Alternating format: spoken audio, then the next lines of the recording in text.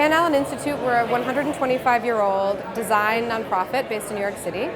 And essentially our mandate is to use design to spur positive change in cities as a catalyst for positive change in cities and to improve the lives of people that live in cities. The International Council is an initiative that was started in 2014 with the intention of broadening Van Alen's mandate beyond just New York City and start to think about the global discourse around growing cities and the challenges that are shaping cities. And I think the benefit is sort of threefold. You have people that bring these learnings back to their own practices and back to their own cultural contexts.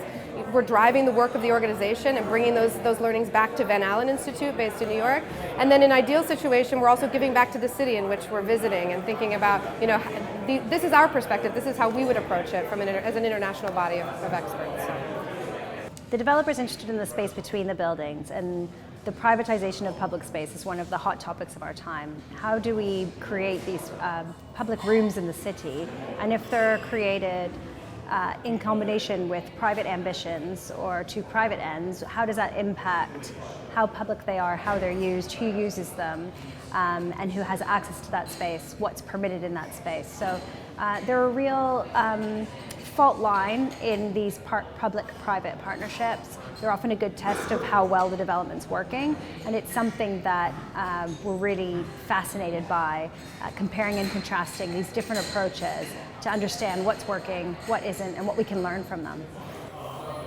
We chose the topic for the Van Alen trip because we think it's something that a lot of cities are facing. There's shortages in funding for delivering public goods in the city, and so oftentimes they have to fall on the private sector to help deliver major developments, housing, public space.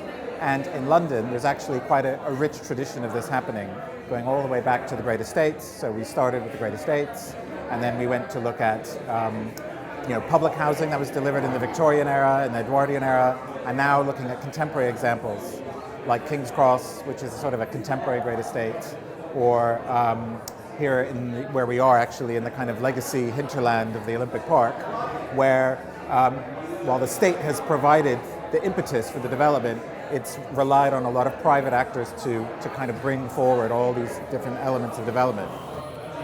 I think it's very interesting to understand how public space is either private or public, semi-public or private-private. And I think this whole idea with this trip is to investigate or examine how the private will interfere with the public sector, and especially when it comes to public realm. And I think that London is a very good example of where you have almost everything at the same time. I think that has been quite interesting in a small scale, but also in a very big scale, such as the Olympic legacy or the Olympic Park. The Van Alen Institute has invited a range of architects, engineers, landscape architects, design professionals from around the world. There's people from Costa Rica, Denmark, Sweden, a lot of people from New York as well, and some of the American cities. And they're really all coming to London to learn from what's happening here and bringing with them the challenges that they're facing in their own cities. A lot of that has to do with increasing densities. A lot of that has to do with there not being a lot of extra public money going around and people trying to come up with deals they can make with private developers to unlock things that they need for the public sector in their cities. I think one of the big questions is around affordability. So how do you create these new pieces of the city and execute on these really ambitious plans, meanwhile maintain a diverse mix, an inclusive mix of people in terms of the residents, in terms of the types of businesses that occupy these neighborhoods. And here we're seeing that play out very much in Olympic Park and Hackney Wick, and that push and pull between these two neighborhoods. And how do you cater to a growing city where there's many needs to meet and still retain the character and the affordable mix of housing in the city?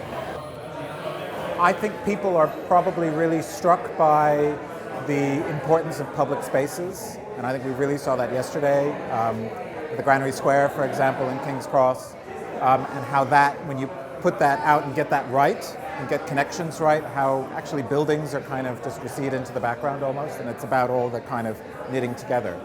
I think the other thing that's quite interesting about the examples that we're looking at is the mix of uses and the mix of tenants and the mix of types that we have in some of these projects that we're looking at.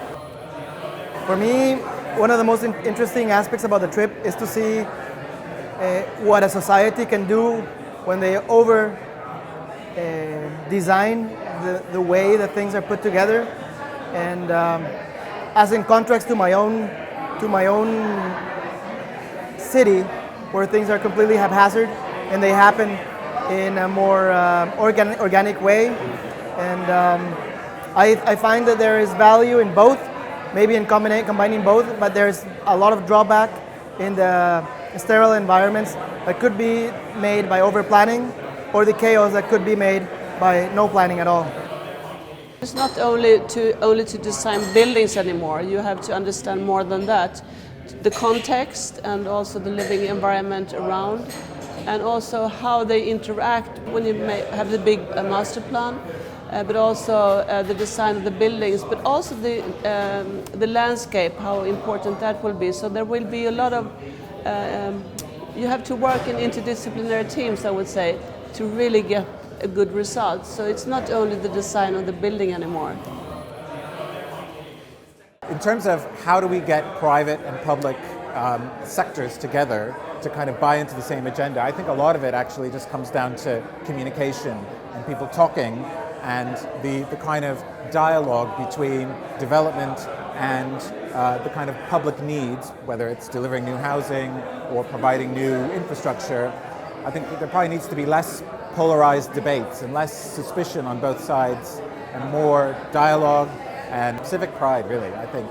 And if everyone buys into that, I mean, maybe it's optimistic, but we can deliver great projects.